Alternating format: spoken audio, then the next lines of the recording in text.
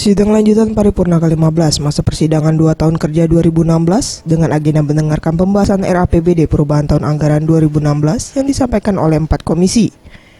Dalam pembahasannya, setiap komisi memberikan saran terkait RAPBD perubahan tahun anggaran 2016, di antaranya anggaran perubahan yang dibuat tim anggaran pemerintah daerah, serta SKPD dalam melaksanakan anggaran tetap berpedoman pada asas efisiensi, transparan, akuntabel dan manfaat untuk kesejahteraan masyarakat banyak.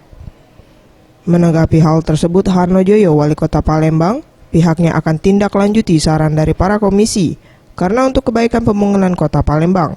Selanjutnya, tinggal menunggu evaluasi dari Gubernur terkait Raperda dan diharapkan dalam waktu dekat dapat dilaksanakan. Raperda kemarin itu ada beberapa baik dari Komisi 1, Komisi 2, Komisi 3. Ya intinya tentu kita akan tindak lanjuti semua saran dan masukan untuk kebaikan pembangunan di Kota Palembang. Itu yang menjadi.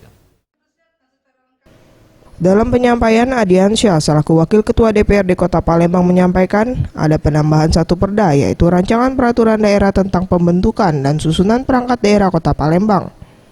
Maka total program pembentukan Perda Kota Palembang tahun 2016 berjumlah 16 rancangan peraturan daerah. Program pembentukan peraturan daerah Kota Palembang tahun 2016 ada penambahan satu raperda dalam program pembentukan Perda Kota Palembang, yaitu Rancangan Peraturan Daerah tentang Pembentukan dan Susunan Perangkat Daerah Kota Palembang. Dengan demikian, total program pembentukan Perda Kota Palembang tahun 2016 berjumlah 16 rancangan peraturan daerah. Mega Dwi Handayani, Maulana Yusuf, Sriwijaya TV.